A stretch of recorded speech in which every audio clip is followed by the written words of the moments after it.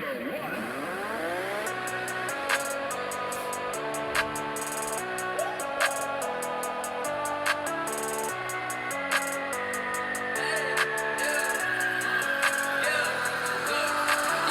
just took a break, okay, and now it's back to work. God made a way, that's the only way it works. I'm gonna walk this way till they put me in the dirt.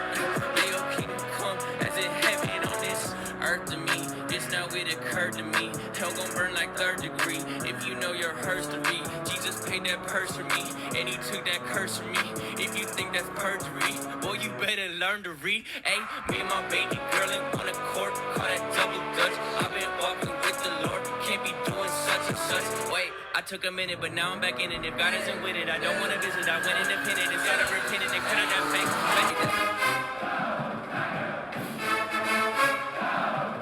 38th pick of the 2023 MLB Draft, the Cincinnati Reds select Floyd, a right-handed pitcher from LSU. Welcome in, everybody, to Pros and Joes. Yes, that is the In Off the Bench intro. Mike is not here. I don't have the video. I just run with what I have. He's too busy cutting some foolishness, but we got two pros on. Former LSU ballers, Luke Hoilman, Floyd. Boys, how we doing? I'm doing great. How about you? Man, fantastic. Man, been a long time. How you doing? I'm doing fantastic, man. Just living life. Absolutely. Let me tell you, boys, I sent y'all while we had to start at this time. I went out to Ole Miss. I've covered some baseball over the last 5 years. That is the coldest, 25 degrees at the first pitch. Luke, I know you're from up in Pennsylvania. Like, did y'all play regularly this time of year in those temperatures?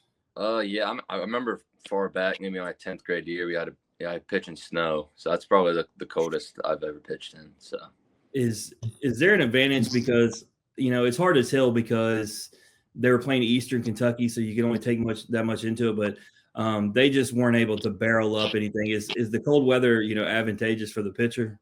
I'd say in some degree. I mean, if you warm up pretty well. I mean, I hate pitching it, but I mean, hitters hate swinging it, so it's 50-50. Depends on who you are as a player, probably. Yeah. Ty, even though this episode is about you boys and LSU, I'd be remiss. Hunter Elliott's on the mound, throws 10 Ks. Feels like he's been in college baseball forever. He spent almost 650 days, not getting a start in Swayze because of injury, but he was a huge part of that 2022 national championship team. Do you think it's a huge advantage for him and Ole Miss to have a guy with that much experience, someone who's been to Omaha and ran the table? Say that last part again. I'm sorry. Do you think it's a huge advantage for them to have a guy who's had that experience, who's, ran the table in Omaha and been a big part of their championship? Oh, 100%. I mean, I feel like they have a lot to bring to the table and stuff. They've been through the ups, they've been through the downs. They know how it is and stuff. I think they definitely bring a lot to the table and a lot of aspects in the baseball game. Yeah, I mean, I just think having him leading up that weekend rotation, you can't put enough on that. And really, the two other guys were in the bullpen at that time. So 3 guys who won a championship. But let's get into you guys. Guys are in Florida, guys are in Arizona. Luke, where y'all at? Arizona right now. Oh, good year. And so what is a day looking like for you guys right now? I mean, are we getting started like when the sun comes up? But is it a whole day thing? What are we looking at? It depends. Different guys, different times. Depends on if you're throwing like a bullpen or side or you just have a normal day. But like tomorrow, I'll go through my day. I mean, I'll be waking up around like 6:30.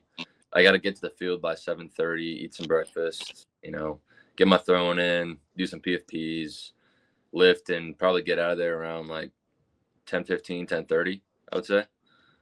So when we had Griffin on, he made sure to show us his view in the backdrop, being that he was in Florida. Are you guys any kind of jealous being in Arizona and seeing these guys just living their best life in Florida? I kind of like the weather in Arizona, honestly. It's all right. I mean, I haven't been in Florida, so I don't really know what it's like, but I'm kind of liking it. No doubt. So Ty, man, I got to know, like, are we 100%? Where are we at in this recovery process? People want to know. And I know, talking to you, talking to other guys, Reselman talked about it. You have an appreciation more for the game when you are out of it for so long with an injury. So where are you at?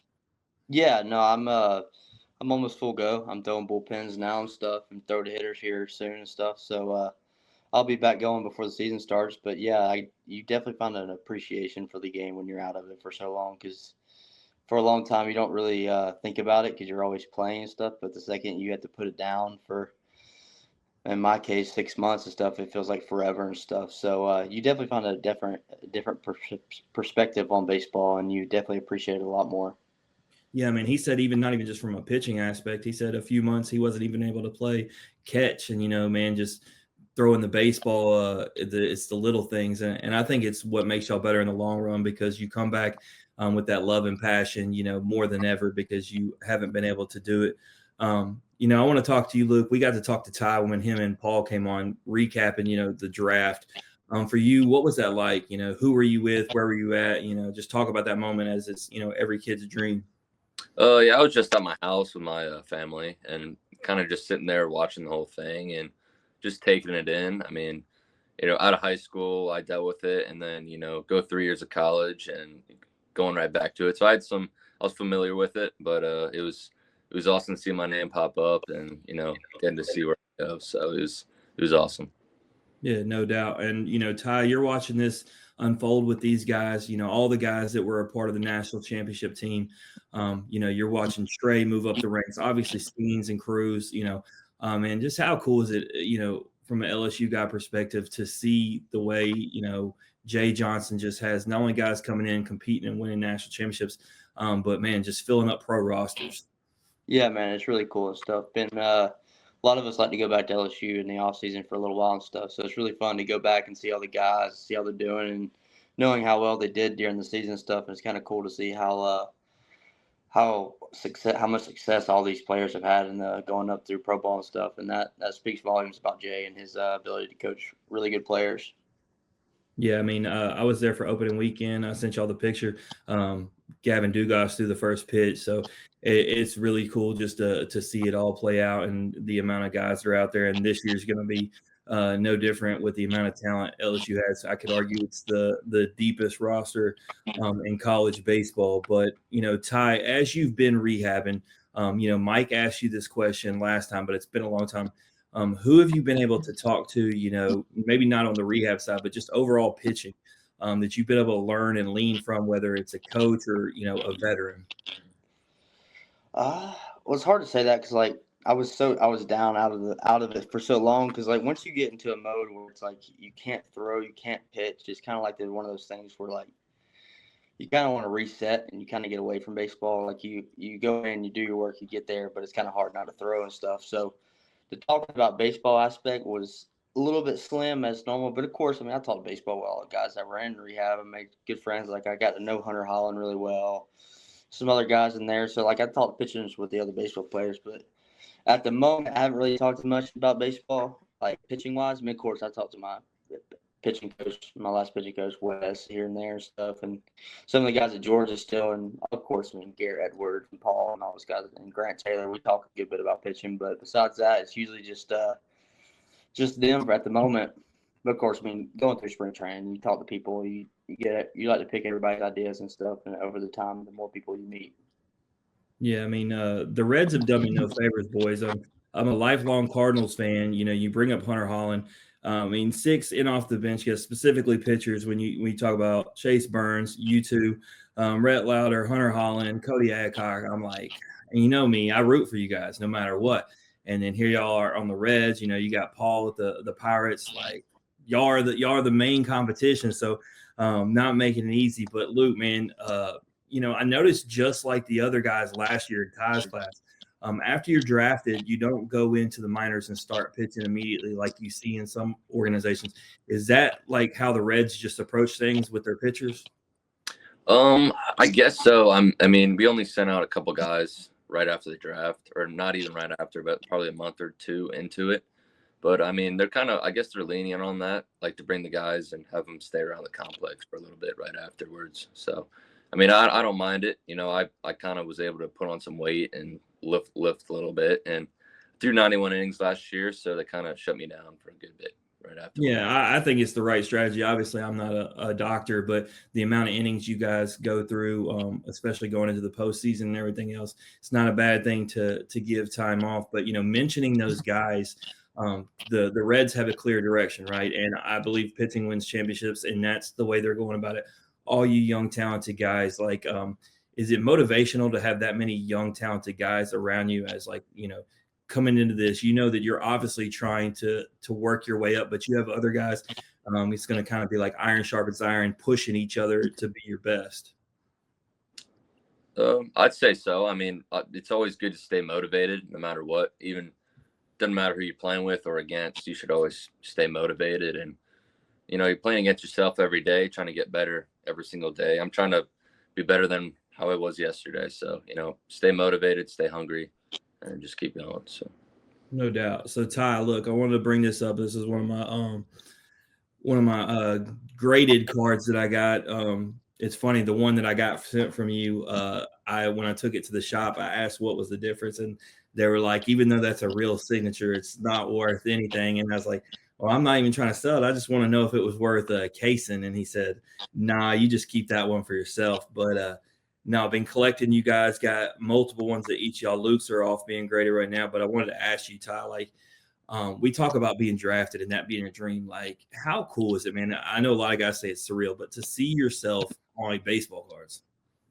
Yeah, it's kind of funny how it happens because, like, you grow up collecting baseball cards like all of us did at one time, and then you always just, like, see it and it's like, oh, it's pretty cool. You had no idea who the person is and stuff. And then as you get older, like now, like I collect a little bit of baseball cards when I can, because then I see some of my buddies on the cards and then I see myself on the cards. So it's really cool. And it's like, makes you appreciate it a lot, because it's like, that's really cool. And that was where you wanted to be when you were a kid and stuff. So when that day comes, it's really cool to think about.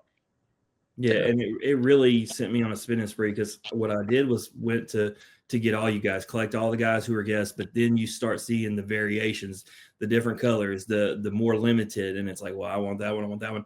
Next thing you know, I'm trying to hide the bills from my wife because I don't need her to know how much I spent on baseball cards. But like, it's really cool, man, just to see all you guys that have watched do so well in college to have those cards. For you, Luke, I'm curious because I have multiple variations of yours.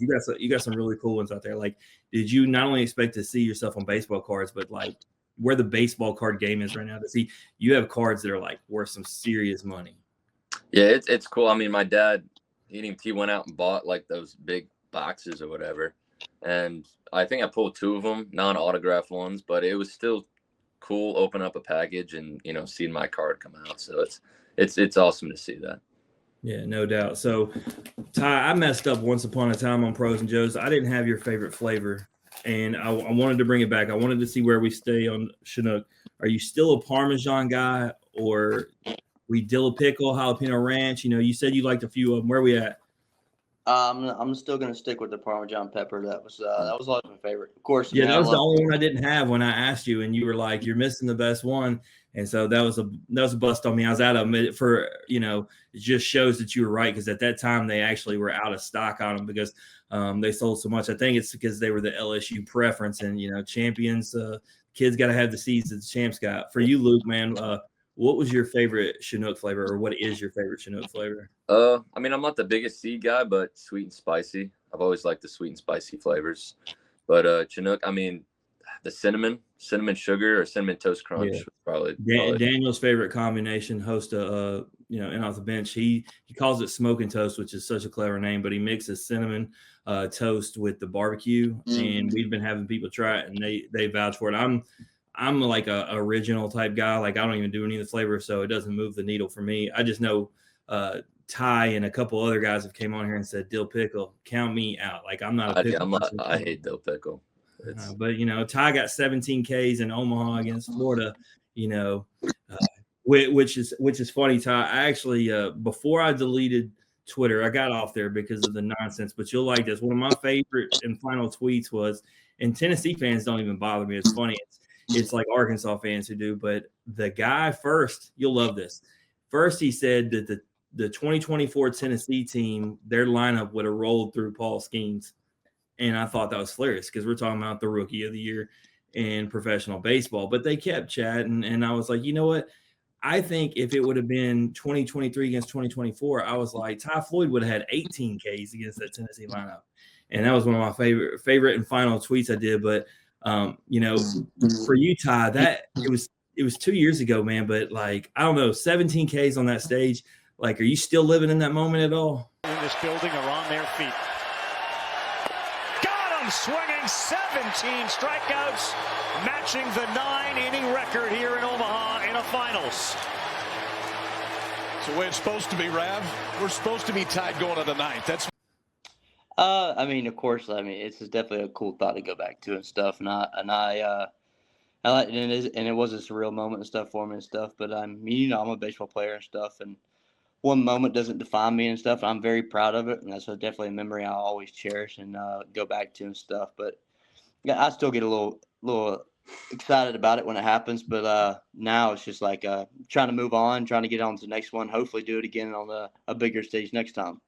Yeah, no doubt. Obviously, Luke, y'all didn't have that, but I mean, the Hoilman Herring combo was the most locked thing in college baseball last year. You know, I kept fighting for Herring to be a starter, and I had all my friends tell me, realize what you have here. You have a guarantee every time these two come together.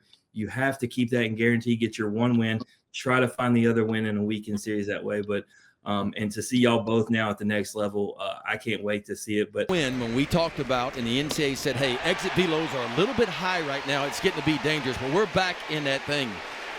Double-digit strikeouts for Hoilman. I'm not going to keep you boys any longer. Like I said, the LSU fan base, I put out the Razelman Herring episode. They loved it. The reviews, they were asking about the other guys. Obviously, people see a lot on Cruz and Skeens, but you know, the minor league reports don't put out as much. So, man, I'm going to keep track of you guys, put it out there for them to follow.